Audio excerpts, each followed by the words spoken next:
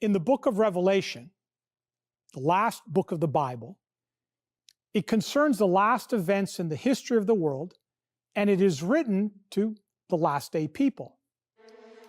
It says in this book that there was war in heaven. Michael and his angels fought the dragon and his angels. And their place was no longer in heaven, and they were cast out into the earth, and the devil's angels were cast out with them. This book that I have here in my hand is the story of a war.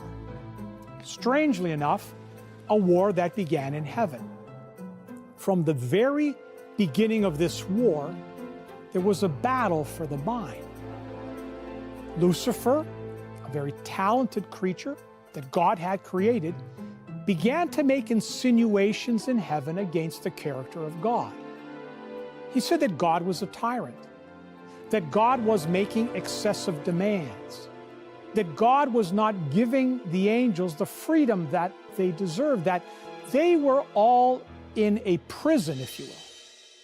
He represented God's character in that way. And the Bible says that's the way it all began. It also says that a third of the angels of heaven, they bought these accusations, and their minds were changed about the character of God. They began to see God in a different light. They began to see him as a tyrant.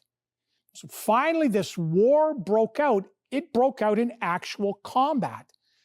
And the loyal angels, 2/3 of them, cast out the other third that had sided with Lucifer and cast them to the earth.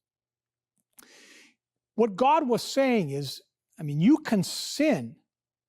If that's what you want, you can, because you have free will. You can make your own choice. You can sin if you will, but you can't do it in my heaven. That same principle holds today. God hasn't changed his mind. We can sin if we want to. We can compromise if we like, but we can't do it and live in God's heaven. We must remember that principle, because that principle, well, that's eternal.